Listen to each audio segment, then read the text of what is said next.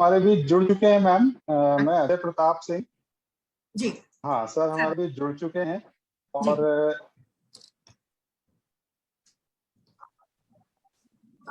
तो हम उनका भी बहुत बहुत स्वागत करते हैं, आनंद कुमार सिंह जी का। और इसी के साथ मैं सबसे पहले आप लोगों को थोड़ा संस्था का परिचय देना चाहती हूँ। हम सभी जानते हैं कि संत सदाराम गर्ल्स कॉलेज शिक्षा के क्षेत्र में अग्रणी महाविद्यालय के रूप में स्थापित हो चुका है। इन महाविद्यालयों की स्थापना, हमारे यहाँ 3 महाविद्यालय हैं और अनेक हाई सेकेंडरी स्कूल और छोटे बच्चों के स्कूल भी कार्यरत है।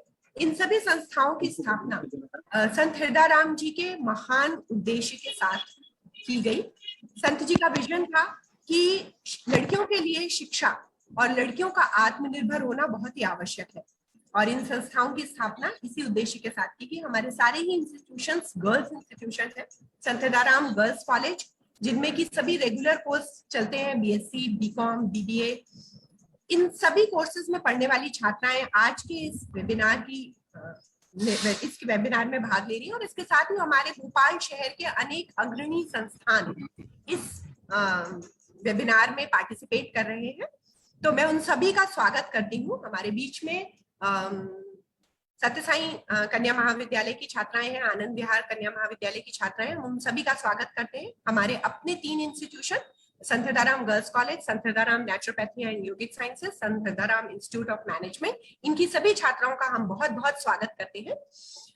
इसके साथ ही मैं सभी को ये बताना चाहूंगी, जैसा कि मैंने पहले भी बताया, जो अभी हमारी छात्राएं जुड़ी उनको बताना चाहूंगी कि यह कार्यक्रम आयोजित किया जा रहा है मध्य प्रदेश प्रेस क्लब के सौजन्य से। हमारे बीच में उपस्थित हैं वरिष्ठ आईएएस श्री प्रेम प्रकाश मीणा जी, जो कि एडिशनल कलेक्टर के रूप में वर्तमान में कार्यरत है। हम उनका बहुत बहुत स्वागत करते हैं और हम उनको आमंत्रित करते हैं एक बहुत ही महत्वपूर्ण विषय के बारे में बताने के लिए।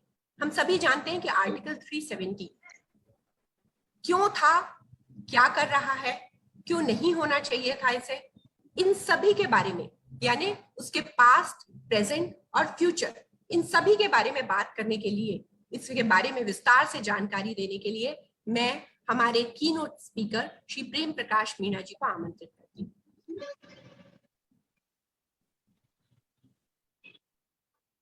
मैम, मैं सर का थोड़ा सा परिचय कराना चाहता हूँ।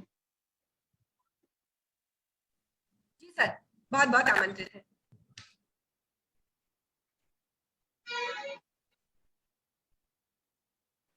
सर, आपकी आवाज सुनना चाह रहे हैं सभी स्टूडेंट्स।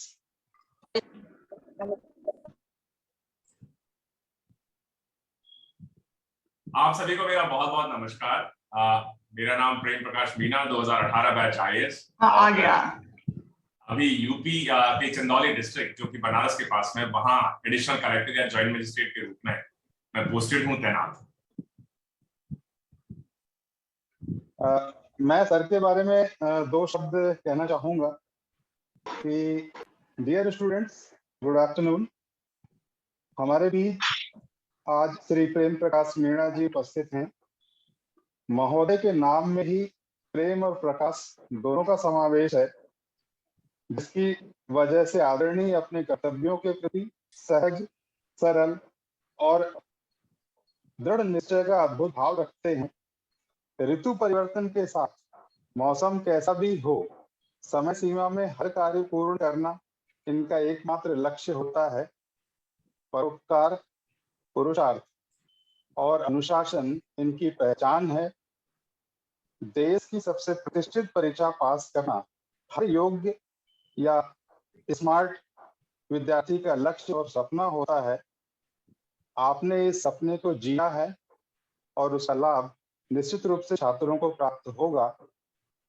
और छात्रों के लिए एक बात विशेष रूप से कहना चाहूंगा, सभी छात्र संपूर्ण सेशन को ध्यान से उत्साहपूर्वक आत्मसात करें और अंत में अपने स्ट्रॉन्ग क्वेश्चंस के साथ, मजबूत सवालों के साथ तैयार रहें और जीतें बेस्ट लिसनर का पुरस्कार, जो कि आदरणीय श्री प्रेम प्रकाश मीणा जी के द्वारा तय किया जाएगा कि सबसे बढ़िया सवाल किसका रहा। मैम, सर का एक छोटा सा ऑडियो वीडियो हमने तैयार किया है, प्लीज उसको प्ले करें, फिर इसके बाद सर को हम माइक हैंड ओवर करेंगे।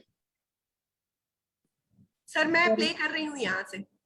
जी सर, वो हम लोग अभी भी छात्राओं को दिखा रहे थे, मैं यहाँ से प्ले कर रही हूँ।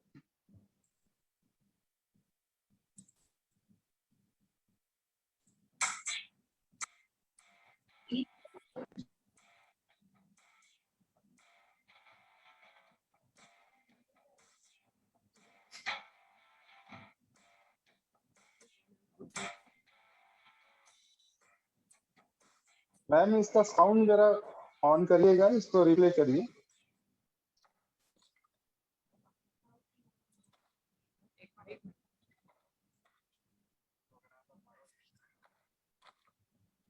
इस वीडियो के माध्यम से स्टूडेंट समझ पाएंगे कि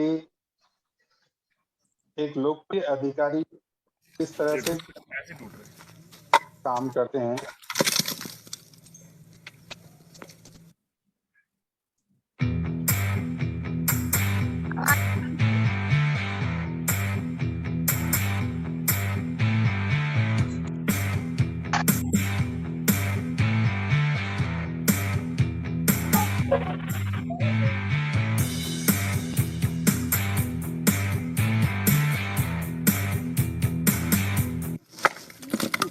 है ना, इस तरह से टूटना नहीं चाहिए। अगर आप मारोगे टूट जाएगा।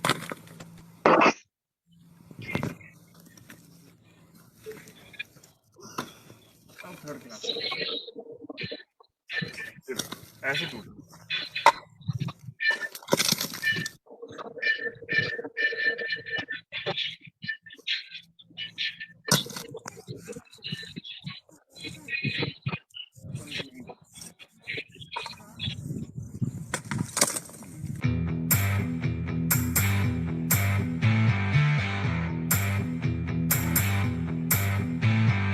वाला स्कूल है मुबारकपुर के ऊपर, वहाँ जाइए, वहाँ पे आपके रहने की खाने की पीने की व्यवस्था हम करवा रहे हैं। ठीक है, छतौदी है ये।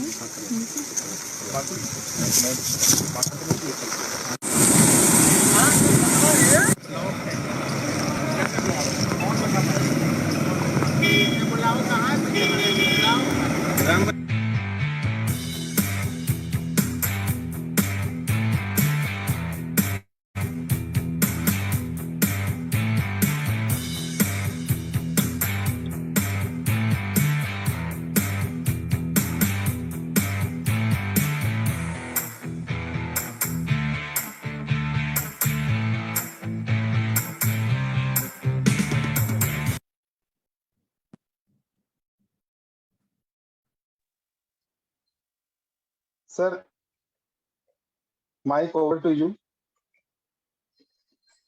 एक बार फिर से आप सभी का बहुत बहुत धन्यवाद कि आपने मुझे अवसर दिया आपके समक्ष उपस्थित होने का और आपसे एक बहुत ही महत्वपूर्ण विषय धारा 370 या आर्टिकल 370 ऑफ द कॉन्स्टिट्यूशन के बारे में इस गोष्ठी का मैं थोड़ा सा इंट्रोडक्शन अपने बारे में दे दूं।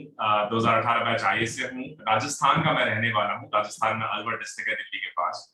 और आईएएस और यूपीएससी में आने से पहले लगभग 9 साल विदेशों में काम करने का अवसर मिला, जिसमें चाहे अमेरिका हो, ऑस्ट्रेलिया हो, दुबई हो, नाइजीरिया हो, रशिया हो, हॉलैंड हो, लंदन हो, बहुत सारे ऐसे कंट्रीज में काम करने का अवसर मिला। और उसके बाद कुछ ऐसा लगने लगा कि क्यों ना आप कुछ ऐसा किया जाए जिससे अपने लोगों के लिए, अपने देश के लिए कुछ ग्राउंड लेवल पे जाके धरातल स्तर पे, जमीनी स्तर पे उनके जीवन में बदलाव लाया जा सके।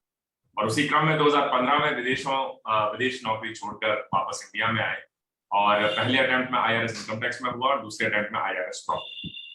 तीसरा डिस्ट्रिक्ट है चंदौली मेरा, पहला बस्ती रहा है गोरखपुर के पास में, दूसरा हाथरस रहा है और तीसरा चंदौली। अब ये तो मेरे बारे में एक छोटा सा संक्षिप्त विवरण हो गया। अब हम मूव करते हैं जो हमारा आज का टॉपिक है, सेक्शन 370 या धारा 370। क्या इसका भविष्य रहा, किन परिस्थितियों में इसको लगाया गया, क्या वो परिस्थितियां रही जिनके तहत इसको बार बार हटाने की मांग उठती रही, और जब 2019 में इसको सरकार द्वारा हटाया गया तो आज की क्या परिस्थितियां हैं, क्या इसका फ्यूचर हो सकता है।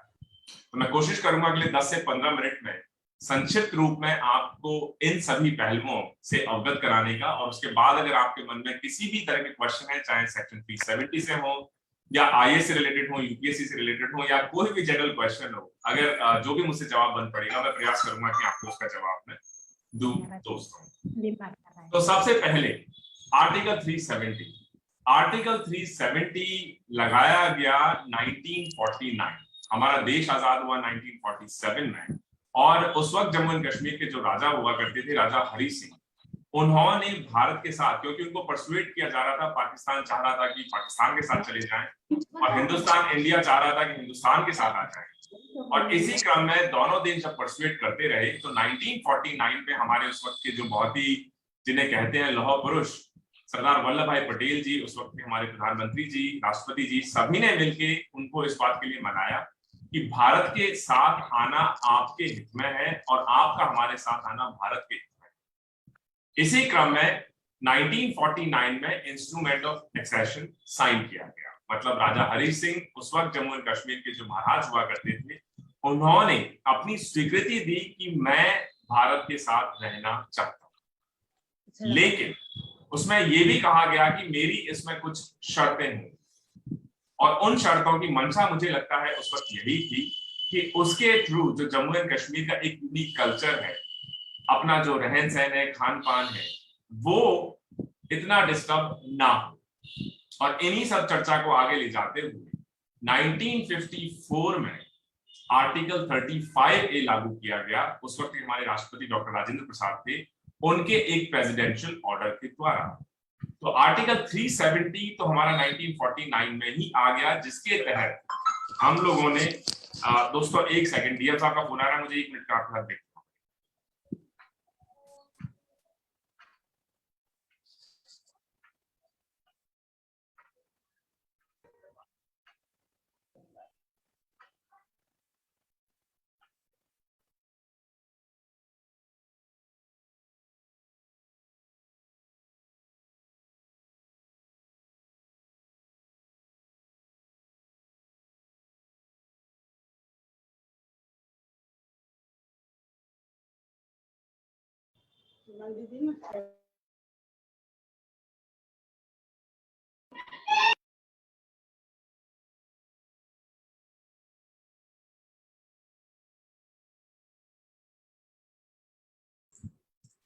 मैं आप सभी से माफी चाहूंगा इस छोटे से व्यवधान के लिए, लेकिन नौकरी ऐसी है, अगर कोई बात हो जाए तो थोड़ा सा अटेंशन पे करना पड़ता है। तो 370 आर्टिकल उस वक्त इंसर्ट किया गया 1949 में, इस विचार से कि जम्मू एंड कश्मीर को एक स्पेशल स्टेटस दिया जाए। राजा हरि सिंह ने कहा इंस्ट्रूमेंट ऑफ एक्सेशन में कि मैं भारत के साथ आने के लिए तैयार हूं, लेकिन कुछ मेरी शर्तें हैं, और जम्मू एंड कश्मीर का स्पेशल स्टेटस मेंटेन हो सके, उसके लिए स्पेशल आर्टिकल 370 को कॉन्स्टिट्यूशन में, संविधान में लाया गया।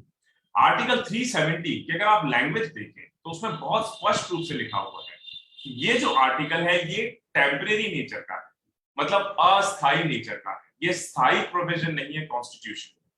और इस प्रोविजन को जब भी सरकार चाहेगी एक प्रेसिडेंशियल ऑर्डर के थ्रू, मतलब एक राष्ट्रपति के आदेश के थ्रू इसको हटाया जा सकता है। उसके बाद 1954 में जब मांग उठी कि ऐसा तो नहीं कि भारत के साथ आने के बाद जम्मू एंड कश्मीर का जो यूनिक कल्चर है, वहां की जमीन है, वहां का रहन सहन, खान पान, वहां के लोग, उनका जो अपना सिस्टम है, वो किसी तरीके से डाइल्यूट हो जाए, इरोड हो जाए। तो उसको बचाए रखने के लिए उस वक्त की जो गवर्नमेंट थी वो इस बात पे एग्री हुई कि आर्टिकल 35A को भी कॉन्स्टिट्यूशन में लाया जाए। और आर्टिकल 35A कॉन्स्टिट्यूशन में लाया गया उस वक्त के राष्ट्रपति डॉक्टर राजेंद्र प्रसाद के प्रेसिडेंशियल ऑर्डर के थ्रू। 35A एक बड़ा इंटरेस्टिंग पहलू बन गया। 35A के थ्रू कुछ ऐसे प्रोविजंस आ गए जिनको लेकर बाकी देशवासियों की एक भिन्न राय बनने लगी। जैसे उसमें एक प्रोविजन था कि आर्टिकल 35A के आने के बाद कोई भी बाहरी व्यक्ति जो जम्मू एंड कश्मीर का परमानेंट रेजिडेंस नहीं है, परमानेंट रेजिडेंस की उसमें डेफिनेशन दी गई। मतलब अगर आप पुराने जमाने से वहां रहते आ रहे हैं, आपके बाप दादा, आपके पूर्वज वहां रहते आ रहे हैं, तो आप परमानेंट रेजिडेंसी कैटेगरी में आए। अगर आप परमानेंट रेजिडेंट नहीं है तो आप जम्मू एंड कश्मीर में जमीन नहीं खरीद सकते।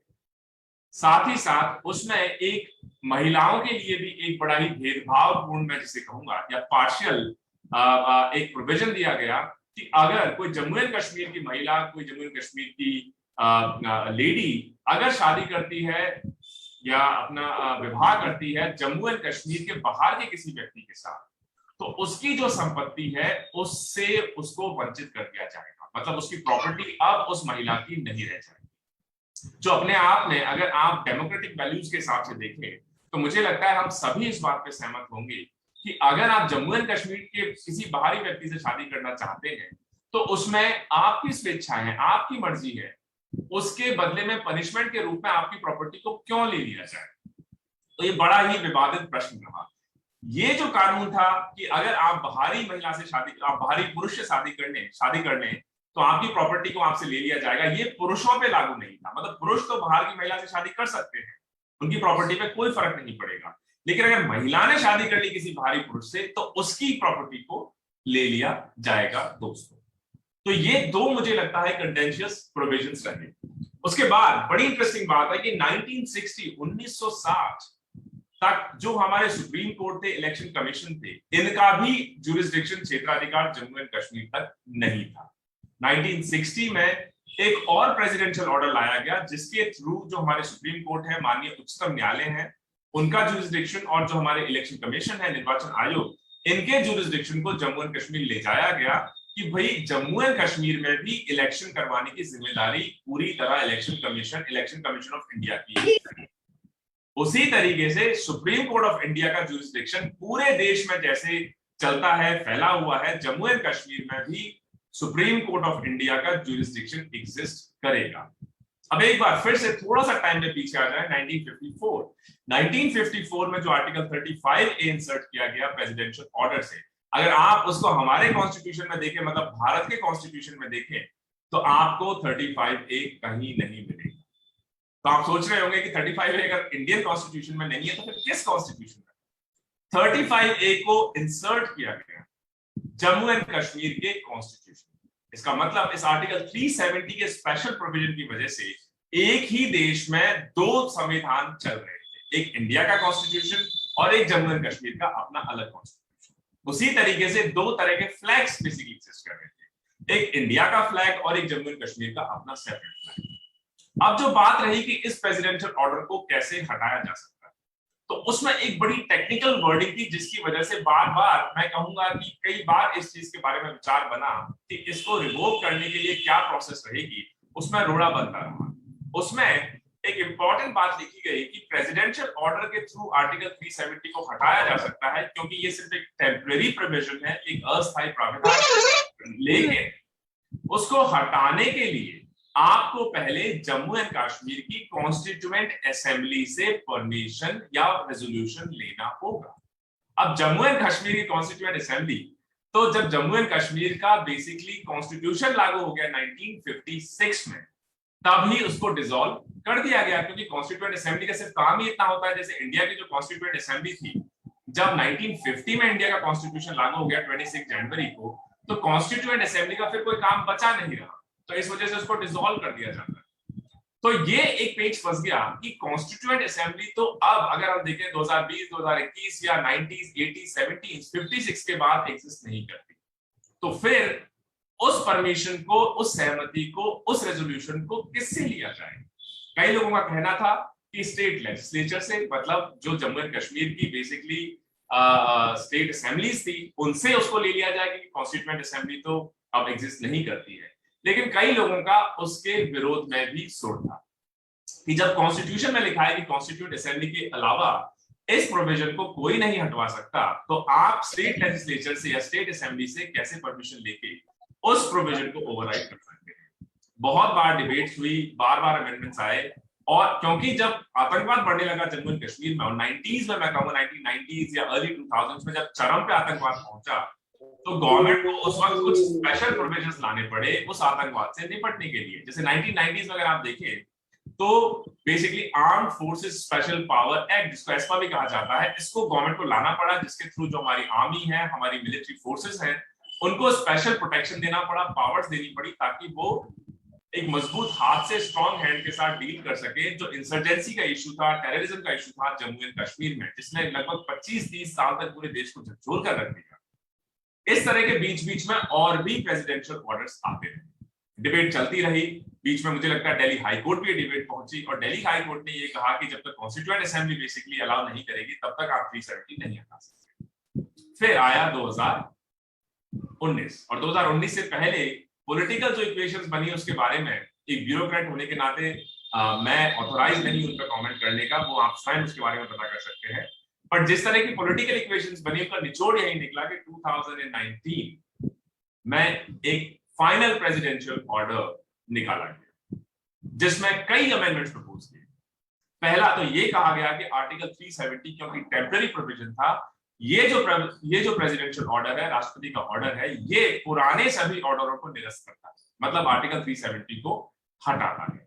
साथ ही साथ जो पहले बार बार कहा जा रहा था कि कॉन्स्टिट्यूएंट असेंबली की परमिशन के बिना आप इसको नहीं हटा सकते, कॉन्स्टिट्यूएंट असेंबली का मतलब बदला जाए स्टेट असेंबली, स्टेट लेजिस्लेचर, ताकि वो जो एक दुविधा थी, टेक्निकलिटी थी, उसको दूर किया जा सके। और एक प्रेसिडेंशियल ऑर्डर आने से पहले सबसे पहले तो क्योंकि पॉलिटिकल इक्वेशन के कारण वहां गवर्नर रूल लगा, उसके बाद प्रेसिडेंशियल रूल लगा और प्रेसिडेंशियल रूल लगने से ये सहूलियत हो गई कि प्रेसिडेंशियल ऑर्डर के बाद स्टेट लेजिस्लेचर का वहां पर सहमति की आवश्यकता नहीं पड़ी। तो इस तरीके से आर्टिकल 370 को हटाया गया और 370 के साथ साथ जो 35A 35A के प्रोविजंस थे प्रॉपर्टी से रिलेटेड कि अगर आप जम्मू एंड कश्मीर के बाहर गए तो आप प्रॉपर्टी नहीं खरीद सकते, या अगर आप बाहर के पुरुष से, मेल से आप शादी कर लेते हैं तो आपकी प्रॉपर्टी आपके हाथ से चली जाएगी, उसको भी अब ओवरटर्न कर दिया गया है। अब जम्मू एंड कश्मीर जैसे बाकी स्टेट्स हैं, चाहे यूपी हो, बिहार हो, एमपी हो, राजस्थान हो या कोई यूनियन टेरिटरी हो, इस तरीके से गवर्न किया जाएगा। 370 हटाने के साथ साथ स्टेट के बजाय अब इसको 2 यूनियन टेरिटरीज में बांट दिया गया। एक हो गया लेह लद्दाख जिसमें कारगिल भी शामिल है और दूसरा हो गया जम्मू एंड कश्मीर। अब यूनियन टेरिटरी अगर रहेगी तो वहां पर state legislature, Jammu and Kashmir में स्टेट लेजिस्लेचर होगा, जैसे कि आप देखेंगे दिल्ली में देखेंगे, आप पौंडीचेरी में देखेंगे, लेकिन लेह लद्दाख में स्टेट लेजिस्लेचर नहीं होगा। मतलब वो डायरेक्टली सेंटर उस पर डायरेक्टली एडमिनिस्ट्रेशन अपनी एक्सटेंड करेगा और उसी के थ्रू उसको एडमिनिस्टर किया जाएगा। जैसे अगर आप अंडमान निकोबार चले जाएं, आप लक्षद्वीप चले जाएं, तो बहुत सारे ऐसी यूनियन टेरिटरीज हैं जहां पे स्टेट लेजिस्लेचर एग्जिस्ट नहीं करता है। तो ये की प्रोविजंस रहे। अब मैं आपको क्विकली रिकैप में बताऊं कि क्या इसका फायदा रहा, क्या नुकसान रहा, क्या इसका फ्यूचर हो सकता है। So as far as I understand article 370, article 35A के एग्जिस्ट करने के कई नुकसान।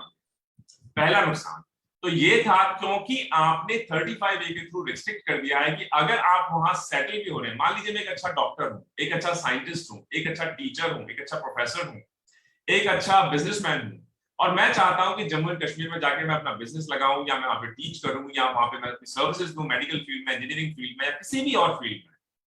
अगर आप वहां सेटल भी हो गए, 20 साल हो गए, 30 साल हो गए, 40 साल हो गए, 50 साल हो गए, फिर भी आपको परमानेंट रेजिडेंट नहीं माना जाएगा। और चूंकि आपको परमानेंट रेजिडेंट नहीं माना जाएगा, आप वहां पे प्रॉपर्टी नहीं खरीद पाएंगे। तो सोचिए, जिस जगह को आप 30 साल, 40 साल, 50 साल अपनी सर्विसेज दें और 50 साल के बाद भी आपको ये सुनना पड़े कि आप यहाँ के परमानेंट रेजिडेंट्स नहीं है, आप प्रॉपर्टी ओन नहीं कर सकते, तो कोई भी जो ब्राइट आदमी होगा, जो इंटरेस्टेड आदमी होगा, वो सोचेगा फिर मैं ऐसी जगह क्यों जाऊं जहां पे मैं कुछ ओन ही ना कर पाऊं। जम्मू एंड कश्मीर के बजाय मैं दिल्ली में बिजनेस करूं, मैं एमपी में बिजनेस करूं, मैं यूपी में बिजनेस करूं, मैं राजस्थान में करूं, गुजरात में करूं, तमिलनाडु में करूं, कहीं भी कर सकता हूं। बहुत बड़ा नुकसान। दूसरा बड़ा नुकसान क्योंकि विमेन के अगेंस्ट ये बायस था कि अगर विमेन किसी बाहर की मेल से शादी करती हैं तो उनकी प्रॉपर्टी से तो उनको हटा दिया जाएगा, लेकिन अगर कोई मेल करता है तो कोई प्रॉब्लम नहीं है। सो अपने आप में ही ये जेंडर बायसनेस इसमें इनबिल्ट थी। प्लस ये पर्सनल राइट है कि किसको किससे शादी करनी है। अगर किसी जम्मू एंड कश्मीर की विमेन को शादी करनी है किसी यूपी के मेल से या दिल्ली के मेल से या कर्नाटक के मेल से या पौंडीचेरी के मेल से, तो उसमें स्टेट क्यों इंटरवीन करे, ऐसी कंडीशंस क्यों इंपोज करे कि आप जम्मू एंड कश्मीर के मेल से ही शादी करिए, तभी आपकी प्रॉपर्टी इंटैक्ट रहेगी। तो ये बायसनेस भी इस आर्टिकल 370 या 335A के हटने के बाद अब चली गई है। अब जो जितने भी लॉज जो पूरे इंडिया में एग्जिस्ट करते हैं, वो सारे के सारे लॉज अब इन आर्टिकल के हटने के बाद जम्मू एंड कश्मीर पर भी एक्सटेंड हो गए हैं। वरना पहले ऐसे बहुत सारे प्रोविजन थे, अगर आप कॉन्स्टिट्यूशन को पढ़ेंगे तो you can take days to understand कि बहुत सारे प्रोविजंस इंडिया में, पूरी इंडिया में एप्लीकेबल थे, लेकिन जम्मू एंड कश्मीर में एप्लीकेबल नहीं। तो कहीं ना कहीं जो इंटीग्रेशन होना चाहिए था जम्मू एंड कश्मीर का with rest of the India, वो नहीं हो पा रहा था। ये ऐसे बैरियर्स बन गए थे, बाधाएं बन गई थी, जिसकी वजह से ना तो वहां का डेवलपमेंट हो पा रहा था, कोई इंडस्ट्री लगा पा रहा था, ना ही वहां पे एक बेसिकली एक कंड्यूसिव कल्चर डेवलप हो पा रहा था। तो इन सभी चीजों को दूर करने के लिए गवर्नमेंट ने आर्टिकल 370 को हटाया। इसके कुछ डाउन साइड्स भी हो सकते हैं, कई लोगों का कहना है, हालांकि मेरा पर्सनली ऐसा मानना नहीं है, कि कई लोगों का कहना है क्योंकि जम्मू एंड कश्मीर का एक यूनिक कल्चर है, अगर बाहर के लोग वहां के बसना शुरू हो जाएंगे, प्रॉपर्टी खरीदने लग जाएंगे, वहां के लोगों से शादी करने लग जाएंगे, कल्चरल, इकोनॉमिक, पॉलिटिकल और ऑक्यूपेशनल एक्सचेंजेस होने लग जाएंगे, तो अपनी यूनिकनेस जम्मू एंड कश्मीर खो सकता है। बट मुझे लगता है कि जब बाकी किसी स्टेट की यूनिकनेस नहीं खोई है, हमारे नॉर्थ ईस्ट स्टेट्स देख लीजिए, राजस्थान देख लीजिए, एमपी देख लीजिए, बिहार देख लीजिए, साउथ इंडिया देख लीजिए, जहां पर इस तरह की रेस्ट्रिक्शंस आज तक एप्लीकेबल नहीं थी, फिर भी तमिलनाडु का अपना एक कल्चर है, राजस्थान का अपना एक कल्चर है, यूपी का अपना एक कल्चर है, दिल्ली का अपना एक कल्चर है। उसके साथ साथ अगर हम दूसरे लोगों के साथ भी कल्चरल एक्सचेंज करें, इकोनॉमिक एक्सचेंज करें, पॉलिटिकल एक्सचेंज करें, तो मुझे लगता है सभी के लिए वो कहीं ज्यादा फुलफिलिंग, एनरिचिंग, लर्निंग एक्सपीरियंस होगा। So that is basically what I think about Article 370. So if you basically ask me, I think Article 370 बहुत पहले हट जाना चाहिए था। ये बहुत वेलकम स्टेप है गवर्नमेंट का। ये मुझे लगता है कि सिर्फ एक ही स्टेट के लिए स्पेशल प्रोविजन बना देना, और वो भी जब कॉन्स्टिट्यूशन में क्लियरली लिखा हुआ है कि सिर्फ एक टेम्पररी प्रोविजन है, जो हो सकता है आप कुछ साल के लिए इसको अप्लाई करें, हो सकता है 5 साल के लिए, 10 साल के लिए, 15 साल के लिए, 20 साल के लिए, लेकिन उसके बाद तो आपको उसको हटा के उस स्टेट को पूरी तरह नेशनल इंटीग्रेशन में लाना ही पड़ेगा। जो ये प्रोसेस इतने सालों से नहीं हो पा रही थी, अब फाइनली वो हुई है। उसमें कुछ चैलेंजेस भी हैं, लेकिन आई एम वेरी श्योर कि जो हमारा डेमोक्रेटिक स्ट्रक्चर है, चाहे हमारा लेजिस्लेचर हो, हमारे पॉलिटिकल सिस्टम हो, हमारा जुडिशियल सिस्टम हो, वो इतना रोबस्ट है कि उन सभी इश्यूज को धीरे धीरे आयरन आउट कर देगा। जैसे अगर आप बात करें सर इसका फ्यूचर क्या होगा, तो फ्यूचर आप समझ लीजिए कि अब बात हो रही है 2019 में इसको हटाया गया, उसके बाद एक साल तो बहुत सारी सर्विसेज को वहां रोका गया ताकि मिलिटेंसी एकदम से रिएक्शनरी मोड में ना आ जाए, और 2021 में अब मेजरली बात चल रही है कि सभी पॉलिटिकल पार्टीज को बुला के अब जम्मू एंड कश्मीर में, क्योंकि स्टेट लेजिस्लेचर होगा, हालांकि यूनियन टेरिटरी है, फिर भी इलेक्शंस कंडक्ट करवाए जाएंगे। तो शुरुआत में अगर आप देखेंगे तो जो मेजर पॉलिटिकल पार्टी थी जम्मू एंड कश्मीर का, उन्होंने इस पूरे कॉन्सेप्ट को बॉयकॉट किया कि हम इलेक्शंस में इंटरेस्टेड नहीं है जब तक आप आर्टिकल 370 वापस नहीं ले आएंगे। लेकिन इस लोकतंत्र की ताकत देखिए, इस डेमोक्रेसी की आप स्ट्रेंथ देखिए कि 1 ईयर डाउन द लाइन, 1 साल के बाद, अभी हाल ही में ऑनरेबल प्राइम मिनिस्टर की चेयरमैनशिप में जो मीटिंग कंडक्ट की गई, उसमें सभी इंपॉर्टेंट लीडर्स ने पार्टिसिपेट किया, सभी ने इस बात को अग्री किया कि इलेक्शंस तो होने ही चाहिए, और जो इलेक्शंस करवाने की प्रोसेस है, सबसे पहले डीलिमिटेशन हो जाए। मेरा अगर आप यूट्यूब चैनल देखेंगे तो उस पर delimitation of Jammu and Kashmir पे एक मेजर हम लोगों ने सेशन लिया है कि डीलिमिटेशंस के थ्रू पहले क्लियर हो जाए कि कितनी कितनी कॉन्स्टिट्यूएंसी होंगी जम्मू एंड कश्मीर में।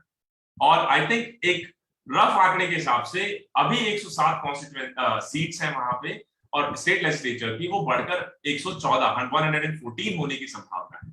तो जो डीलिमिटेशन का प्रोसेस है, वो पहला स्टेप है इलेक्शन प्रोसेस में, कि पहले हम बाउंड्रीज डिफाइन कर दें कि कितनी कॉन्स्टिट्यूएंसीज होंगी, फिर बेसिकली उनको मैप आउट किया जाएगा अलग अलग क्राइटेरिया के तहत, और उसके बाद इलेक्शन की प्रोसेस टिकट होगी। तो आर्टिकल 370 लगने से लेके क्या उसके इश्यूज थे, कौन कौन से इंपॉर्टेंट प्रेसिडेंशियल ऑर्डर्स आए, आर्टिकल 35A हो, क्या टेक्निकलिटी थी जिसकी वजह से हट नहीं पा रहा था, हटना क्यों जरूरी था, हटने से क्या बेनिफिट्स हो सकते हैं, साथ ही साथ अभी क्या प्रोसेस चल रहा है डीलिमिटेशन का और जम्मू एंड कश्मीर में इलेक्शंस करवाने का, ये मुझे लगता है अभी पिछले 15-20 मिनट में ब्रीफ मैंने आपको देने की कोशिश की है दोस्तों। तो ये है आर्टिकल 370, और मेरा तो यही कहना होगा कि देर आए दुरुस्त आए, और फाइनली किसी भी स्टेट को हो सकता है स्पेशल स्टेटस दे, क्योंकि उसका कल्चर डिफरेंट हो सकता है, उसकी ज्योग्राफिकल कंडीशंस डिफरेंट हो सकती है, और स्पेशल स्टेटस अगर आप सोचें क्या जम्मू एंड कश्मीर इकलौता स्टेट है जहां पे स्पेशल स्टेटस दिया गया है, बिल्कुल भी नहीं। आप आर्टिकल 371 देख लें, जहां पे नॉर्थ ईस्ट स्टेट्स को, चाहे उसमें मिजोरम हो, नागालैंड हो, बहुत सारे स्टेट्स को स्पेशल स्टेटस दिया गया है, लेकिन वो सिर्फ कल्चरल पॉइंट ऑफ व्यू से, कल्चर को प्रिजर्व करने के। ऐसा और कोई स्टेट नहीं है जहां पर इस तरह की किसी तरह की बंदिश हो कि आप वहां जमीन नहीं खरीद सकते, आप बाहर किसी से शादी नहीं कर सकते, आपका अलग फ्लैग होगा, आपका अलग कॉन्स्टिट्यूशन होगा। ये चीजें सिर्फ जम्मू एंड कश्मीर में ही हुआ करती थी।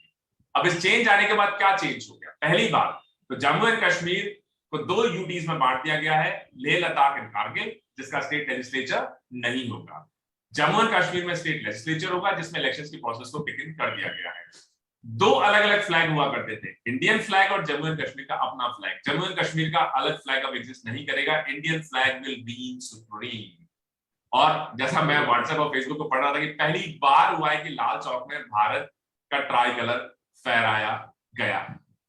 उसके अलावा जो पहले 2 कॉन्स्टिट्यूशंस हुआ करते थे, कुछ प्रोविजंस इंडियन कॉन्स्टिट्यूशन के अप्लाई होते थे, इंडियन संविधान भारत संविधान के अप्लाई होते थे, और कुछ प्रोविजंस जम्मू एंड कश्मीर के संविधान के अप्लाई होते थे। अब ऐसा नहीं रहेगा। सारे के सारे प्रोविजंस इंडियन कॉन्स्टिट्यूशन के जो बाकी स्टेट्स पे एप्लीकेबल है, वो जम्मू एंड कश्मीर में भी इक्वली एप्लीकेबल होंगे। So that's pretty much from me when it comes to Article 370 या धारा 370। अगर आपके कुछ क्वेश्चंस हैं, सजेशंस हैं, तो या मोर देन दैट।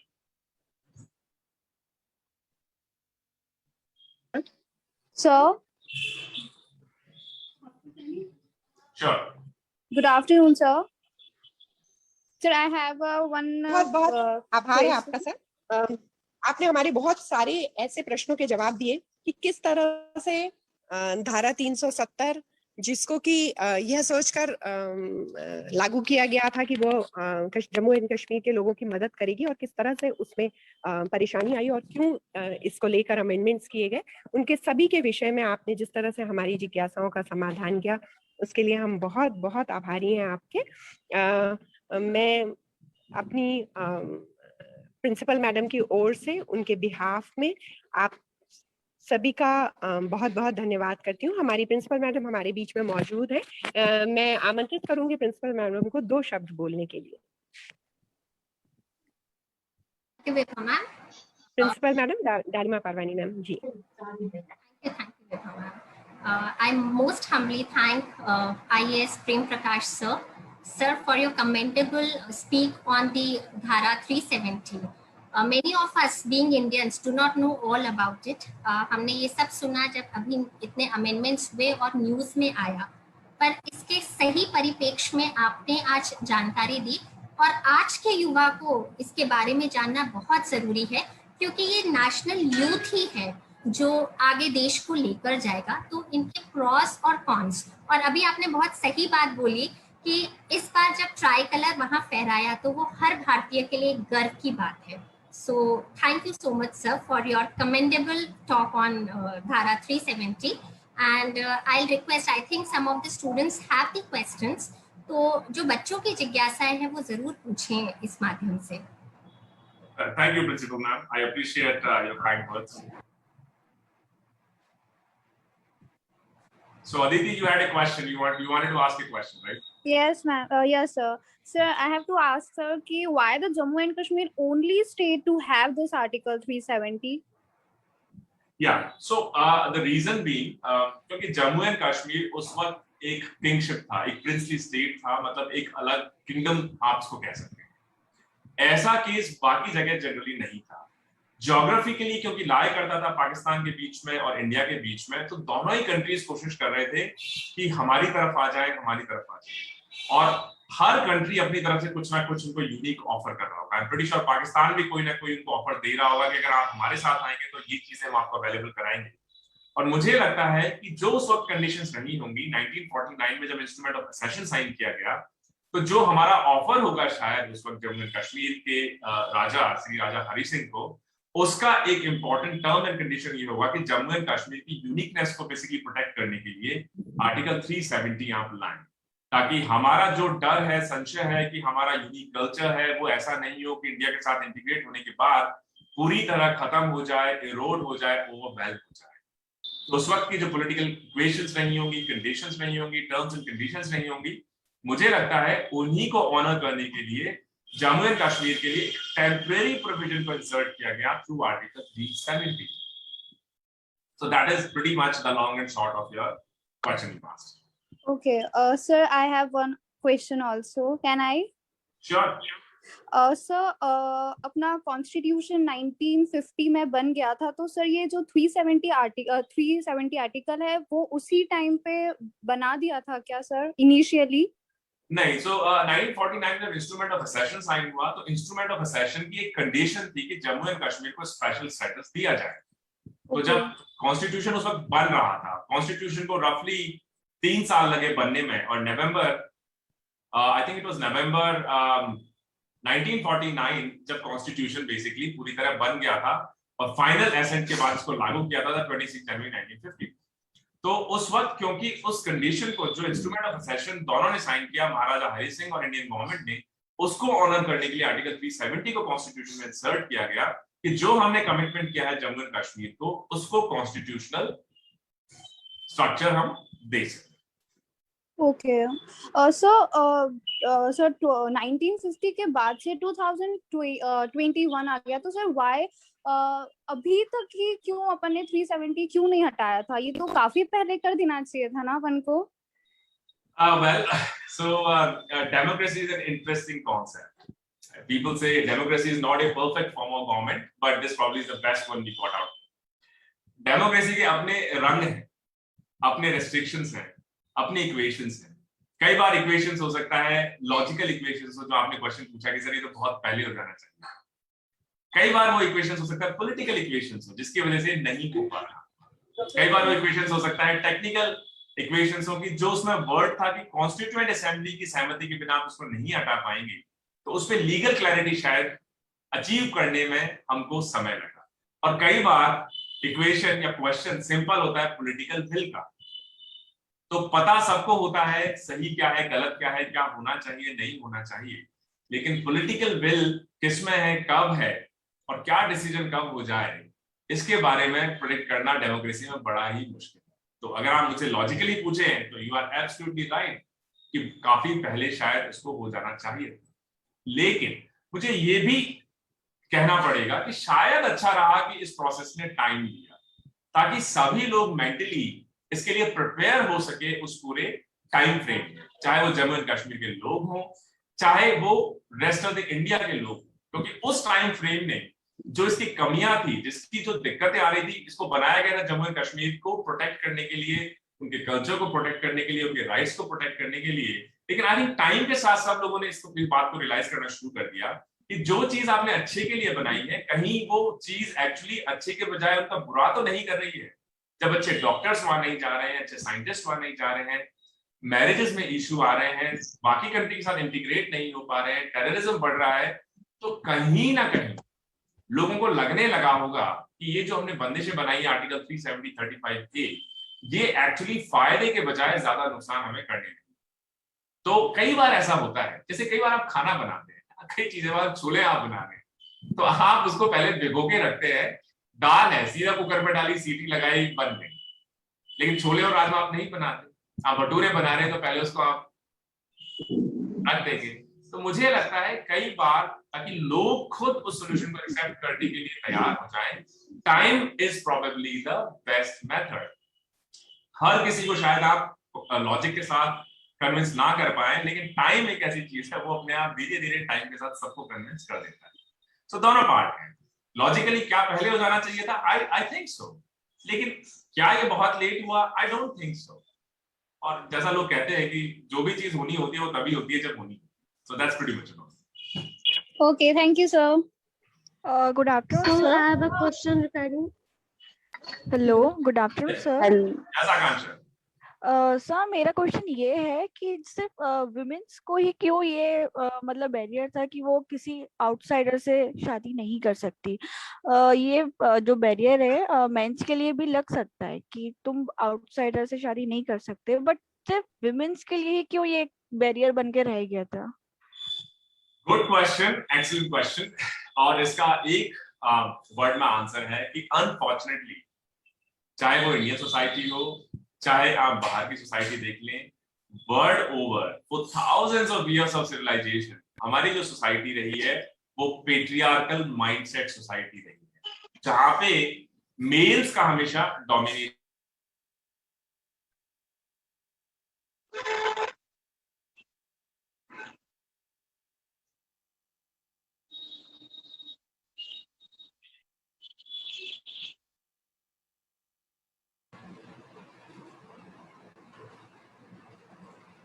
मुझे लगता है शायद सर का कनेक्शन वो हो गया। हमारे बीच में अजय प्रताप सिंह जी हैं, संयुक्त सचिव मध्य प्रदेश प्रेस क्लब। बच्चों, अभी अगर आप प्रश्न और पूछना चाहते हैं तो सर भी हमारे प्रश्नों का जवाब दे सकते हैं। तो अगर कोई और छात्रा कोई प्रश्न पूछना चाहती है तो पूछ सकते हैं, जब तक कि सर वापस से ज्वाइन करते हैं, रीज्वाइन करते हैं।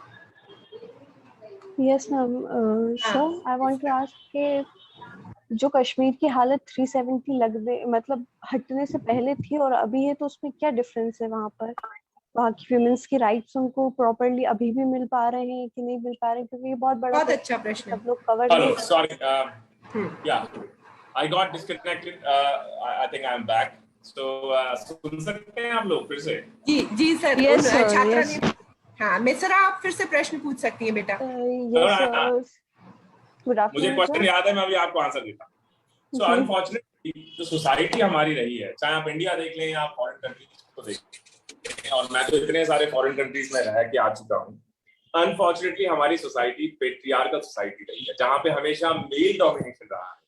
फिर चाहे आप हमारी एंशिएंट सिविलाइजेशन देख लें, आप हमारी मिडिवल सिविलाइजेशन देख लें, मॉडर्न सिविलाइजेशन देख लें, और इसी वजह से आप बहुत सारे रूल्स देख लीजिए।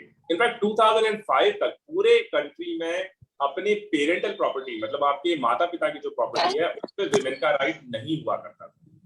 2005 में दिल्ली हाई कोर्ट का जजमेंट था। प्लीज आप अपना माइक बंद कर लें, पीछे से जो आवाज आ रही है जिनकी, please turn your mics off, it's distracting. So जो पेरेंटल प्रॉपर्टी में 2005 तक बेसिकली नहीं था, after basically high court judgement, supreme court judgements, वो राइट बेसिकली विमेन के पास आया। बहुत टाइम तक विमेन के पास वोट करने का राइट नहीं था। और इंडिया में फॉर्चुनेटली देखिए, जब से हमारा कॉन्स्टिट्यूशन लागू हुआ है, शुरुआत से ही मेल्स और फीमेल्स दोनों को बेसिकली वोटिंग राइट्स मिले हैं। लेकिन यूएस में वोटिंग राइट्स शुरुआत से नहीं थे, ब्रिटेन में वोटिंग राइट्स विमेन के पास शुरुआत से नहीं थे, काफी बाद में विमेन को बेसिकली वोटिंग राइट्स दिए गए। यहाँ मेल चाइल्ड, मतलब लड़का ही होना चाहिए, वो प्रेफरेंस देख लीजिए। ये हमारे सोसाइटी की, और सिर्फ इंडिया ही नहीं, आप बाहर भी चले जाइए, सब में ये कुरीति रही है। अच्छी बात यह है कि टाइम के साथ इन चीजों को रियलाइज किया जा रहा है और एक एक करके इन त्रुटियों को दूर किया जा रहा है। आप कल ही सुप्रीम कोर्ट का जजमेंट देख लीजिए कि एनडीए का एग्जाम, नेशनल डिफेंस एकेडमी का एग्जाम, जो कि सबसे इंपॉर्टेंट, अगर आपको ऑफिसर रैंक में एडमिशन होना है हमारी आर्म फोर्सेस में, तो सिर्फ मेल्स के लिए अलाउड था, फीमेल्स के लिए नहीं। तो सुप्रीम कोर्ट ने कल कहा कि ये जो लॉजिक के साथ से दिया जा रहा है कि साहब फीमेल्स फौज में काम नहीं कर सकती, ये पूरी तरह फ्लॉड है। ये सिर्फ एक मेंटल थॉट प्रोसेस है, आपका जेंडर बायसनेस था। और कल फीमेल्स को भी अलाउ कर दिया गया है, आप एनडीए एग्जाम दो, फौज में अब आ सकती है। बहुत सारे एरियाज हैं, लॉजिकली यू आर राइट कि इक्वल होना चाहिए था मेल्स और फीमेल्स के लिए, लेकिन ऐसा नहीं था। और इसी गलती को तो रियलाइज किया गया और इस वजह से आर्टिकल 35 को हटाया गया। Next question. Okay, thank you, sir. Good afternoon. Very good afternoon, sir. Very good afternoon, sir. My name is Sakshi Jaiswal, and I have the question regarding POK. That what happens to the place which was occupied by Pakistan? Is it still occupied by them, or whole India, or the Kashmir is in all over India, or not? No, so when we say कि article 370 हमने हटा दिया है, so the point is कि अगर आप academically इसको देखें तो ये पूरे जम्मू एंड कश्मीर, मतलब इंटीग्रेटेड जम्मू एंड कश्मीर पर एप्लीकेबल है। लेकिन सच्चाई यही है कि जो पीओके है या पाकिस्तान ऑक्यूपाइड कश्मीर है, जिसपे इंडिया का भी फिजिकल कब्जा नहीं है, वहां पर जाहिर सी बात है, जब तक इंडिया का फिजिकल कब्जा नहीं हो जाता, आप प्रैक्टिकली इन लॉस को वहां पे अप्लाई नहीं कर पाएंगे। तो अभी पीओके क्योंकि पाकिस्तान के अंडर है, तो वो पाकिस्तानी अपने हिसाब से वहां लॉज अप्लाई कर रहे हैं, और जब कभी भी इंडिया का वहां फिजिकल बेसिकली डोमिनेंस होगा, पोजेशन होगा, तो ऑटोमेटिकली जो इंडियन कॉन्स्टिट्यूशन है वहां तक एक्सटेंड हो जाएगा। Sir, I have another question also, that after raising the Indian flag, there was no any cures and arguments regarding it. So I think that basically tells me two things. पहली बात तो कहीं ना कहीं हो सकता है जम्मू एंड कश्मीर के लोगों को भी बात समझ में आ गई होगी कि जब आप इंडिया के रेजिडेंट्स हैं तो फिर ये अलग अलग बर्ताव क्यों हम बेसिकली इंडिया से अलग रहे। तो लोगों ने भी शायद उस रियलिटी को एक्सेप्ट कर लिया होगा। दूसरा, मैं हमारे इंटेलिजेंस नेटवर्क को, हमारे सिक्योरिटी फोर्सेस को इसका पूरा क्रेडिट दूंगा कि उन्होंने शायद अरेंजमेंट इस तरीके से किए कि जो नेशनल फ्लैग पहले लाल चौक पर कभी बेसिकली नहीं फहराया जा सका, उन्होंने इस तरह का सेफ्टी इन्वायरमेंट क्रिएट किया इस बार की वो पॉसिबल हो सका।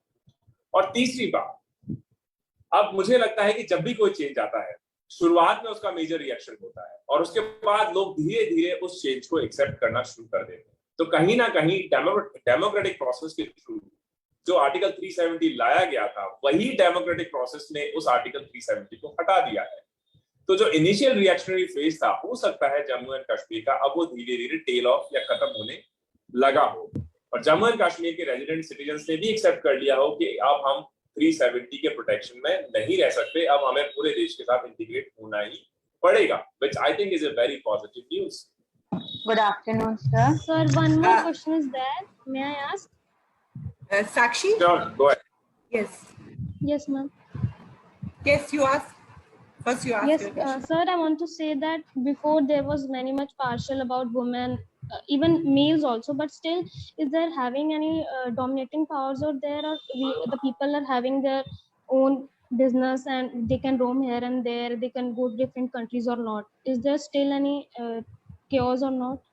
सर इसी से संबंधित एक और प्रश्न पूछा था मिश्रा नसफ ने भी। उन्होंने कि क्या धारा 370 हटने के बाद और उसके लगने के समय की स्थितियों में कोई फर्क आया है क्या जम्मू कश्मीर में? एक हमारी छात्रा है BSc clinical nutrition and dietetics की, उन्होंने भी ये प्रश्न पूछा था जी। Sure.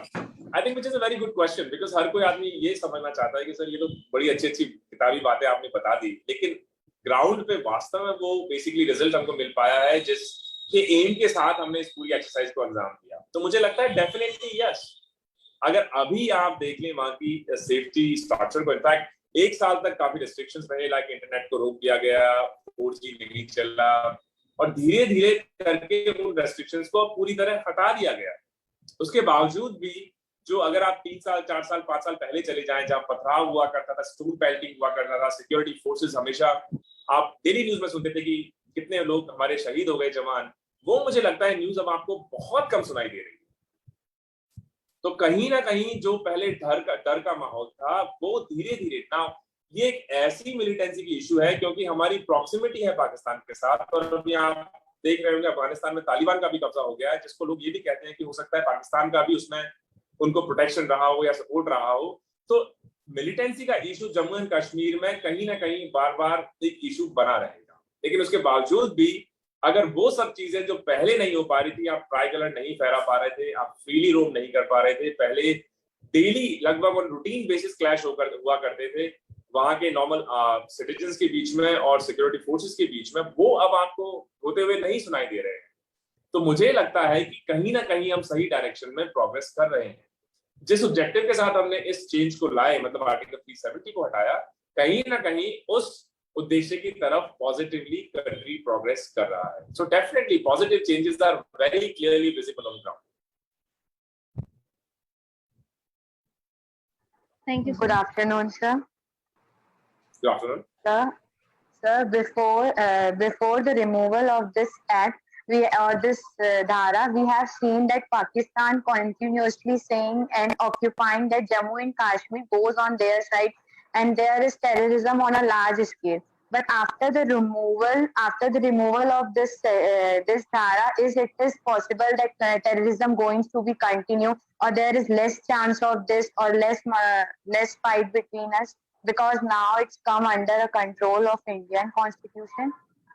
See, I think I just answered that question in the previous answer, which is कि जहाँ तक मिलिट्री कंट्रोल का इशू था, तो धारा 370 रहे ना रहे, 1990s में जब special arm forces powers act को लाया गया, तभी से आर्म फोर्सेस के पास उसमें फुल पावर थी। पॉलिटिकली ऑफ कोर्स मतलब उसमें हो सकता है किसी तरह का इशू रहा हो, लेकिन आर्टिकल 370 के बाद अब क्योंकि ये सेंट्रल एडमिनिस्ट्रेशन के अंदर आ गया है, तो बेसिकली क्योंकि एक सिंगल अथॉरिटी रहेगी रादर देन अलग अलग पॉलिटिकल पार्टीज और पॉलिटिकल इश्यूज, तो कहीं ना कहीं आर्म फोर्सेस को भी उससे स्ट्रेंथ मिलेगी और अपने जो ऑपरेशंस हैं या सेफ्टी रिलेटेड उनको जो भी मेजर्स लेने हैं उसमें स्ट्रेंथ आएगी। और जैसा पहला क्वेश्चन पूछा अभी साक्षी ने कि सर क्या वो हमको चेंजेस दिखाई दे रहे हैं, तो बिल्कुल क्लियरली दिखाई दे रहे हैं। जो पहले सिक्योरिटी फोर्सेस से क्लैश होते थे, टेररिज्म के जो इंस्टांसेस हुए करते थे, कितनी बार हम लोगों ने देखा आर्मी बेसिस को अटैक किया जा रहा था, एयरफोर्स बेसिस को अटैक किया जा रहा था। अब पूरी तरह खत्म हो पाएगा बड़ा मुश्किल है, क्योंकि बगल में हमारा दोस्त पाकिस्तान बैठा है, उसका अपना एक एजेंडा है, ऑब्जेक्टिव है, वो अपनी तरफ से कोशिश करता रहेगा।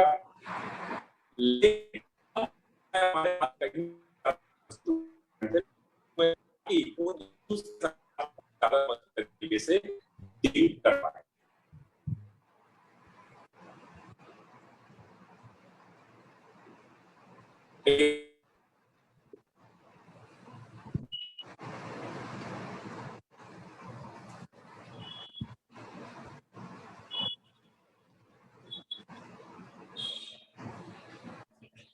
तो सभी के क्वेश्चंस खत्म, I hope. Yes, sir. I have a question. Good afternoon, sir. Good afternoon, sir. Yeah, I have a question. First of all, I'm really obliged to hear from such a famous personality like you on such a heated up topic like Article 370. Thank you so much for sharing your precious piece of knowledge with us. I had certain doubts I wanted to clarify. The first one is that, as you said, that Article 370 came into existence during the time that when a conflict was going on between Pakistan and India to occupy or to get that land of Kashmir, right? So after the existence of this, you said that our constitution formed in the 1950s something, and after that the Constituent Assembly of Kashmir it dissolved. So for the abolition or revocation of this Article 370, it was necessary to get a permission from the Constituent Assembly. So, but it was no more there, and then thing came that the permission should be taken from the state legislature, but then also that thing was boycotted by the people of Jammu and Kashmir. They were not ready. They were saying that we don't want the power or the authority from any of the country. We want a separate constitution and a separate state, and we don't want it to be governed by either of the Pakistan or India. So when we talk about democracy, it's basically it's a government for the people, of the people, and by the people. A lot of rumors were coming out that it's a forceful kind of intervention, political, legal, and regional intervention in Jammu and Kashmir by the Indian country. A lot of rumors being spread by Pakistan that it's a forceful intervention. So what do you have views on this? Because even the people of Kashmir are saying that it's not a democratic decision. So I would really like to hear from you about this. So that's a very interesting question you asked, and very good question, I would say. And the answer to that question is, whenever you bring about a change, there will be voices in support of that. There will. Please अपना mic बंद कर दें, जिसका भी mic है, because it creates a lot of disturbance.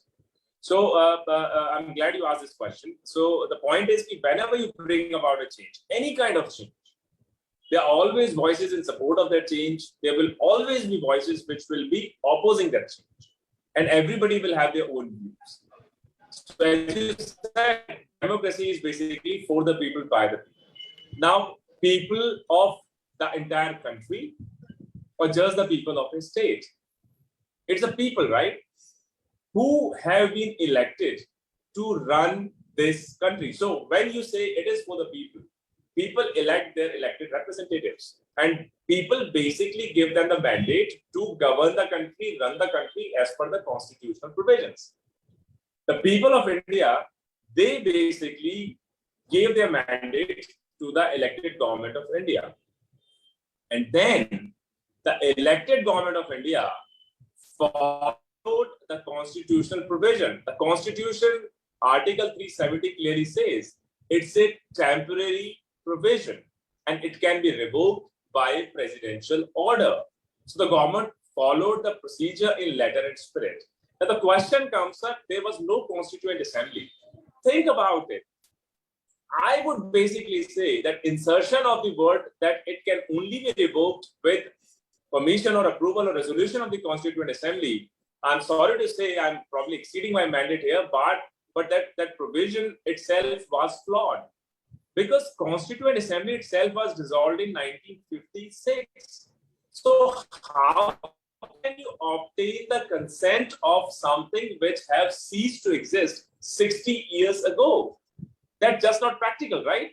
And you are saying that because only Constituent Assembly can basically allow for its resolution, state legislation does not have the power. So how do you go about that legislative legal deadlock. So the government said that instead of Constituent Assembly, it should be read as the state legislature. State legislature, lot of time it happens. Even when Andhra Pradesh was partitioned into Telangana, the State Assembly of Andhra Pradesh passed a resolution against the Government of India's decision to basically bifurcate into two separate states. But the Constitution, I think if I'm right, it is Article 2. Article 1 basically defines the definition of the state and the union territory. Article 2 of the Constitution very clearly says that it is the central government which has the authority to define the boundaries, redefine them, merge them, separate them, and decide about basically their status and all. So the central government is constitutionally authorized to carry out such changes. A lot of states have been divided. Bihar से cut के छत्तीसगढ़ बना या UP से cut के छत्तीसगढ़ बना. Bihar UP हो सकता है कि एग्रीमेंट में नहीं थे, लेकिन सेंट्रल गवर्नमेंट को लगा कि एडमिनिस्ट्रेटिव कन्वीनियंस के लिए स्टेट अलग करके छत्तीसगढ़ बनाना, झारखंड बनाना, उत्तराखंड बनाना, this is very important. Whether जिस स्टेट से इसको हटाया जा रहा है वो अग्री करे या ना करे.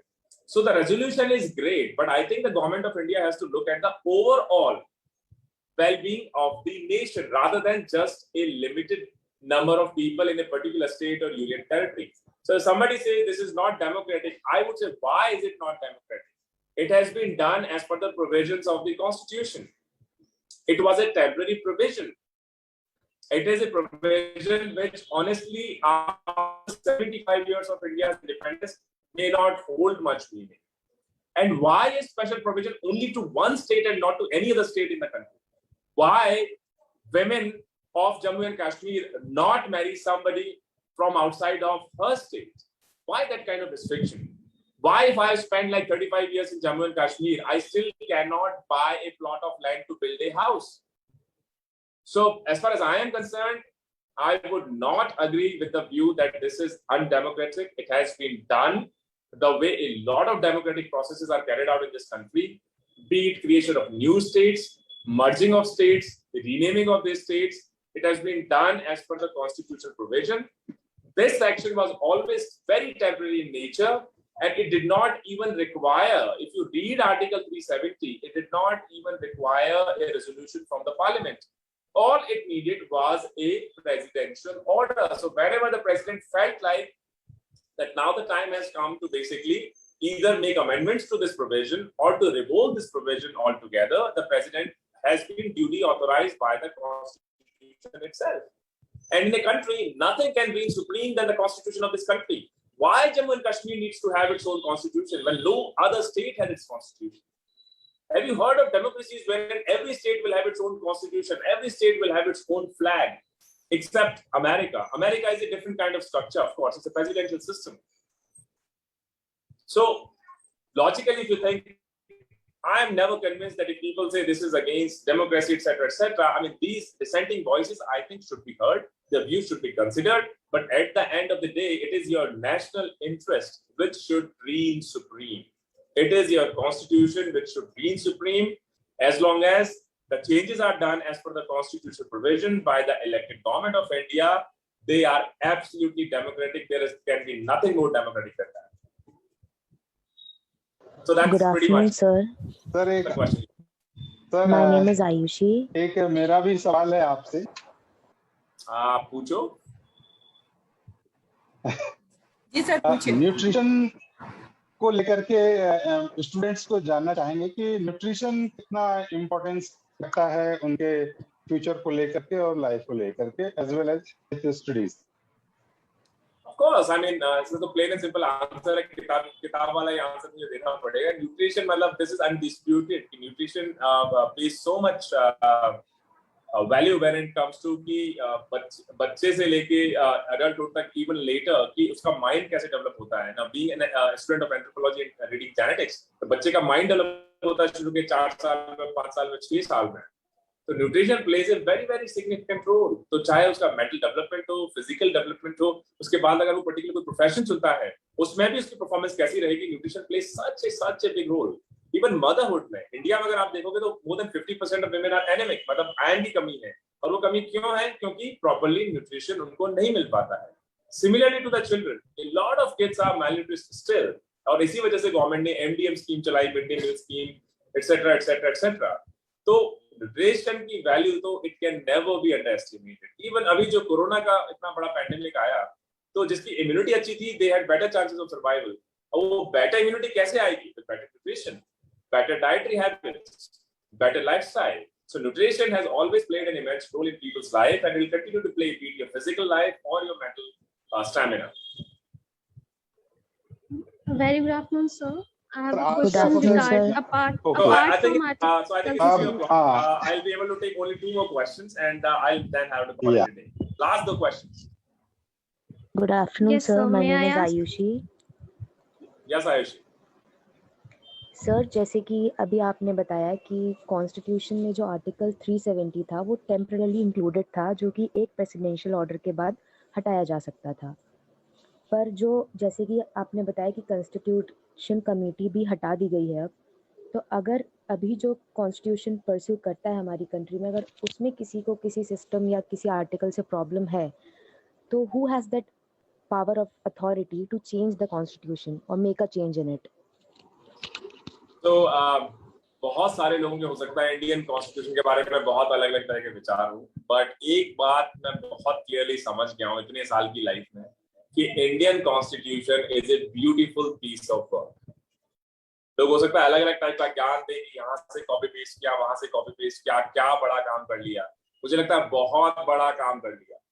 एक कंट्री लाइक इंडिया के लिए कॉन्स्टिट्यूशन बनाना जिसमें हर स्टेट अपने आप में एक अलग कंट्री है, और एक ऐसा कॉन्स्टिट्यूशन बनाना जो अगले 100 साल, 200 साल, 400 साल, 500 साल तक कंट्री कैसे गवर्न होगी, उसके लिए सिस्टम डेवलप कर देना, मुझे लगता है this is nothing but absolute piece of art.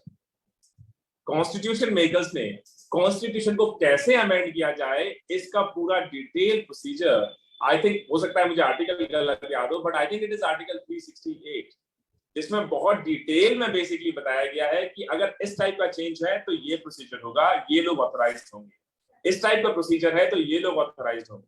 Money bill है तो राज्यसभा लोकसभा दोनों होंगे. इस टाइप का बिल है तो सिर्फ लोकसभा कर सकती है. इस टाइप का बिल है तो सिर्फ राज्यसभा इंट्रोड्यूस कर सकती है. इस टाइप का चेंज है तो पार्लियामेंट के अलावा स्टेट्स 50% से ज्यादा स्टेट्स को इसको सपोर्ट करना होगा. तो the constitution has very detailed provisions about the amendment of the constitution, and Indian constitution को जाहिर सी बात है कि constitution बनने के बाद constituent assembly को dissolve कर दिया जाएगा because parliament will come into existence. तो सारी powers automatically parliament को transfer हो चुकी हैं जो constituent assembly की powers हुआ होंगी. parliament reigns supreme, और उसको बैलेंस करने के लिए हमारा जुडिशियल सिस्टम जो 3 पार्ट्स है, ब्यूरोक्रेसी हो सकता है कि जैसे हम लोग है IAS है, IPS etcetera etcetera. Political executive भी हो सकता है जो हमारे मिनिस्टर्स एटसेट्रा एटसेट्रा. इसमें हमारे chief minister, honourable chief minister भी हो सकते हैं, ऑनरेबल प्राइम मिनिस्टर भी हो सकते हैं. उनको चेक करने के लिए है जुडिशरी. तो भाई ऐसा ना हो कि एक दूसरे का मैंडेट को एक्सीड करते. तो the long and short of your question is constitution में डिटेल प्रोविजंस हैं कि किस टाइप के चेंज या किस टाइप के अमेंडमेंट को लाने का क्या प्रोसीजर होगा. Thank you, sir. Good afternoon, sir. Sir. Good afternoon, sir. Yes. Aditi, you already asked a question, so I'm not going to take another question from you. Sir, can I ask a question? Yes. Hello. That's Shabana. Yeah. Yes, sir. Sir, I have one question. After the removal of this article, what are the developments occur in Jammu and Kashmir?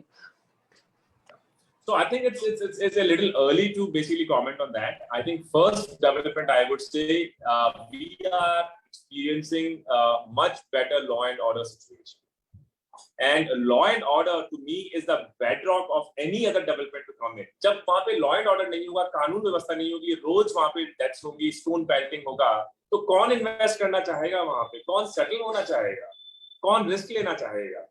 तो सबसे पहले law and order एक बार जब वहां का settle हो जाएगा, लोग को ये कॉन्फिडेंस आ पाएगा कि अगर हम जाके इन्वेस्ट करते हैं वहां पर, अपनी इंडस्ट्री लगाते हैं, घर खरीदते हैं, सेटल होते हैं, we can live a peaceful life.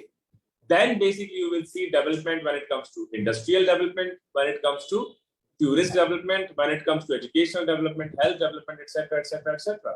So other things will follow. But अभी सिर्फ 1 साल हुआ है, so these are very early days. Let's see how it all folds out. unfolds in next 5 years, 10 years, 15 years time? Sir, may I ask a question? Because I'm sir ने Actually, बोला you था asked that बच्चों question. Sorry. Excuse me बच्चों, sir ने बोला था कि ये लास्ट 2 क्वेश्चंस हैं और वो लास्ट 2 क्वेश्चंस हो गए। अब अगर आप और प्रश्न पूछेंगे तो सर समझेंगे कि हम लास्ट 2 का मतलब नहीं समझते, तो इसलिए हम इस प्रश्न उत्तर के राउंड को यहीं खत्म करते हैं। और क्योंकि सर एक बहुत ही इम्पोर्टेंट पद पर है, तो जाहिर है कि उनकी आवश्यकता अब और जगहों पर भी होगी। और सर ने हमको देखा जाए तो सारे ही प्रश्नों के माध्यम से और उन्होंने जो हमको 370 के बारे में बताया उसके माध्यम से हम बहुत अच्छी तरीके से इसको समझ सके। न सिर्फ छात्राएं बल्कि मुझे लगता है हम सब अध्यापिकाएं भी इसको इस बात को बहुत अच्छे तरीके से समझ गए हैं कि क्या फायदे और क्या हमारे नुकसान है, क्या उसका पास था और क्या उसका फ्यूचर होगा। तो इसके साथ ही हम सर का बहुत बहुत आभार करें। पर सर एक बात, ये संयोग ही है कि आप इस कार्यक्रम में न्यूट्रिशन के बारे में बात कर रहे थे और मैं न्यूट्रिशन की एचओडी हूँ, तो मैं आपसे एक अनुरोध जरूर करना चाहूंगी, क्योंकि आप ऐसे पद पर हैं सर, और न्यूट्रिशन की छात्राएं, हमारे पास बहुत सारी छात्राएं हैं, हम ये कोर्स यहाँ पर रन करते हैं clinical nutrition and dietetics Madhya Pradesh में, और इसकी बहुत सारी छात्राएं हैं जो कि अपनी सेवाएं देने को बहुत अधिक उत्सुक हैं। तो जहाँ कहीं भी सरकारी क्षेत्रों में आपको ऐसा लगता है कि डाइटिशियंस की मदद ली जा सकती है, उनकी इस नॉलेज की मदद ली जा सकती है, प्लीज उनके लिए कुछ काम करिए, ताकि कि वो, क्योंकि नॉलेज एक जगह है और समस्या एक जगह, उन दोनों का आपस में मिलान नहीं हो पा रहा है। तो आप जैसे अनुभवी व्यक्तियों की, आप जैसे कर्तव्यनिष्ठ व्यक्तियों की और आप जैसे जुझारू, हमने देखा जो वीडियो शुरू में हम बहुत प्रभावित हुए कि आप किस तरह से इंटरेस्ट लेकर ये काम करते हैं। तो हमारी बालिकाएं सभी विषयों में ज्ञान प्राप्त कर रही हैं, बस आवश्यकता। और मुझे बहुत अच्छा लगा सर, नेक्स्ट टाइम हम जब भी जेंडर इक्वालिटी के ऊपर कोई वेबिनार करेंगे तो हम फिर आपको एज ए स्पीकर ही बुलाना चाहेंगे, क्योंकि महिला अधिकारों पर बोलने के लिए महिलाएं तो होती हैं हमारे पास, बहुत कम पुरुष होते हैं जो कि जेंडर इक्वालिटी की बात करते हैं। तो हम फिर आपको एक बार कभी कष्ट देंगे। मैं इस आयोजन के लिए हमारे संयुक्त सचिव मध्य प्रदेश प्रेस क्लब अजय प्रताप सिंह जी को भी बहुत बहुत धन्यवाद करती हूँ कि वो इस कार्यक्रम में आए और उन्होंने अपना अमूल्य सहयोग हमको इस तरह से दिया। हम उनका भी बहुत बहुत धन्यवाद करते हैं। आनंद कुमार सिंह जी जो कि लेखक हैं और वरिष्ठ पत्रकार हैं, इस कार्यक्रम में उपस्थित है, उनका भी हम धन्यवाद करते हैं। और इस कार्यक्रम में अनेक बुद्धिजीवी मौजूद है, मैं देख सकती हूँ श्रीमती मीना को, मैं देख सकती हूँ श्री गोपाल गिरधानी जी को, मैं देख सकती हूँ हमारी साथी शिक्षिकाओं को, उन सब का मैं हृदय से आभार व्यक्त करती हूँ। और हम चाहेंगे कि जी सर अजय सर जी, आपका माइक ऑफ है सर। अजय सर आपका माइक ऑफ है। यस मीना पिंपलापुरे जी यदि जुड़ी हैं तो प्लीज अब 2 शब्द इस सेशन को लेकर के कहें। बिल्कुल मीना जी, हम आपको अनुरोध देंगे कि आप अपना माइक ओपन करके और कुछ बोलें। बहुत कठिन समस्या बताई है आपने, परंतु मैं ये कहना चाहूंगी कि ये बहुत ही अच्छा कार्यक्रम आज अजय जी द्वारा यहाँ पर आयोजित किया गया। अजय जी मेरे से बहुत पहले से मेरी इनसे अच्छी तरह पहचान है। और मीना जी का तो क्या कहें, आपने बहुत सही कहा कि कर्तव्यनिष्ठ और इतना अपने समय को व्यतीत करेंगे हमारे आने वाली जनरेशन के लिए, ये अपने आप में उनके उस कैरेक्टर को दर्शाता है कि वो कितना चाहते हैं कि हमारे विद्यार्थीगण इन चीजों को समझे, हमारी छात्रा इन चीजों को समझे। साथ ही में आपने जो कहा, सर्वप्रथम तो मैं आपको भी बहुत बहुत बधाई देना चाहूंगी कि इस कार्यक्रम को आयोजन करके आपने हम सब पर भी, सुनने वालों पर भी कई डाउट्स हमारे क्लियर हो गए हैं। और इस अत्यंत अच्छे कार्यक्रम को करने की जो ये सुविधा दी गई, उसके लिए मैं अजय जी को भी बहुत धन्यवाद देना चाहूंगी। ये मेरा प्रथम अनुभव है, परंतु मैं निश्चित रूप से ये कहना चाहूंगी कि हमारे आने वाले जो हमारे नागरिक हैं, वो हमारे यहाँ से तैयार होके जाते हैं, जो कॉलेजेस से तैयार होके जाते हैं, उनको आप जैसे अध्यापिकाएं, आपको फिर से कहूंगी कि आप यहाँ की प्रधान अध्यापिका हैं, आप जैसी इन छात्राओं को मिले तो जो हमारी वैल्यू सिस्टम में कमी हो रही है, निश्चित रूप से वो आगे बढ़ती जाएगी। मैं श्री सत्यसाई महिला महाविद्यालय की चेयरपर्सन भी हूँ और हमारे यहाँ भी कॉलेज में मैं चाहती हूँ कि इस तरह का वेबिनार आयोजित किया जाए। आज बहुत कठिन परिस्थितियों में से हमारा देश भी गुजर रहा है। कोरोना की वजह से हम सोशल बहुत हमारा कॉन्टैक्ट कम हो जाते हैं और वेबिनार यानी जो कि ये आज मॉडर्न हम कहते हैं कि साइंस में या किसी भी चीज में केवल निगेटिविटी मत देखिए, पॉजिटिविटी देखिए। तो कम से कम इसके आधार पर हम सब इकट्ठे जुड़ सकते हैं, एक दूसरे को मिल सकते हैं, देख सकते हैं। इसके लिए भी धन्यवाद देना चाहूंगी। और मीना जी को बहुत बहुत, मेरी उम्र बहुत काफी ज्यादा है, परंतु जितना भी काम हो सकता है करती हूँ। सबको बहुत बधाई देती हूँ, आशीर्वाद भी देती हूँ इसी तरह से हमारी छात्राओं को आगे बढ़ाने के लिए। क्योंकि ये जो आपने जेंडर इशू कहा, इस पर मैं काफी कुछ काम कर चुकी हूँ। तो जेंडर इशू के बारे में तो हम सबसे पहले सोचते हैं। निश्चित रूप से इसके ऊपर भी हम मीना जी के विचार सुनना चाहेंगे। बहुत बहुत आपको धन्यवाद। अजय, आपको भी बहुत बहुत धन्यवाद देती हूँ। मैं तैयार नहीं थी, मैं तो सुनने के लिए बैठी थी, परंतु आपने यहाँ अचानक मुझे कह दिया, इसके लिए मैं आप लोगों को बहुत आभारी हूँ। ये जो सम्मान मुझे दे रहे हैं इसके लिए बहुत आभारी हूँ। और सभी के लिए आगे अपने उन छात्राओं के आगे के भविष्य के लिए बहुत शुभकामनाएं और उनको आशीर्वाद देती हूँ। बहुत बहुत धन्यवाद। गोपाल सर, आपसे भी निवेदन है, 2 शब्द आप भी कहें और फिर इसके बाद हम सर से विदा लेंगे। जी गोपाल सर, आपको आमंत्रित करती हूँ। शुक्रिया अजय जी, आपका, मीना साहब का शुक्रिया कि आपने बहुत ही अमूल्य समय निकाला हमारी बच्चियों के लिए। ये एक बहुत ही प्रासंगिक विषय था 370।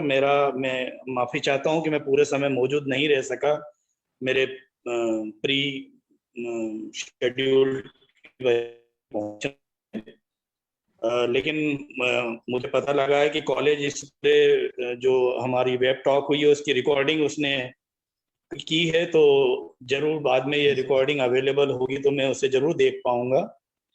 और प्रेम प्रकाश मीना साहब का भी मैं शुक्रिया अदा करना चाहता हूं कि अपने व्यस्ततम शेड्यूल में से उन्होंने एक ऐसा ज्वलंत विषय जिस पे बच्चों की समझ वास्तव में कायम होनी चाहिए, और जो हम इस तरीके से प्रोपेगेंडा के तरीके से व्हाट्सएप यूनिवर्सिटी में सुनते पढ़ते हैं, उसकी वजह हम तथ्यों को जानें और शासन या प्रशासन किस तरह से करता है ना, संविधान की क्या व्याख्या है, समझ आना एक ग्रेजुएट बच्चों को तो होना ही चाहिए। तो आप सबने इन सब चीजों के लिए तमाम पहलुओं पर हम सबको इनलाइटन किया। सबका शुक्रिया जितने बच्चों ने पार्टिसिपेट किया है। संत हिरदाराम गर्ल्स कॉलेज की principal madam doctor Dalima Parwani और उनकी पूरी टीम, जो फैकल्टीज जिन्होंने बहुत ही कम समय में इतना अच्छा कार्यक्रम को स्वरूप दिया है, मैं सबका शुक्रिया अदा करता हूं, सबको धन्यवाद देता हूं। Thank you so much. Sir का बहुत बहुत धन्यवाद सर, आपने महत्वपूर्ण समय दिया छात्रों के हित में, आपका बहुत बहुत धन्यवाद। इसी के साथ हम इस कार्यक्रम के समापन की घोषणा करते हैं और सर से हम इसी तरह से, जैसा कि मीना मैडम ने बोला कि एक बहुत अच्छा प्लेटफॉर्म हमें मिल गया है, बिना समय की किसी बर्बादी के हम आपस में जुड़ सकते हैं गूगल मीट और जूम मीट के थ्रू। तो हम इसी तरह से अन्य विषयों पर भी सर की समय समय पर सेवाएं लेते रहेंगे। इसी के साथ हम आज के इस कार्यक्रम का समापन करते हैं। Thank you so much sir. Thank you Meena ma'am. Thank you. Thank you sir. Thank you, ma'am. Thank you, Ajay sir. Thank you so much. Thank you, ma'am. Thank you so much. Thank you.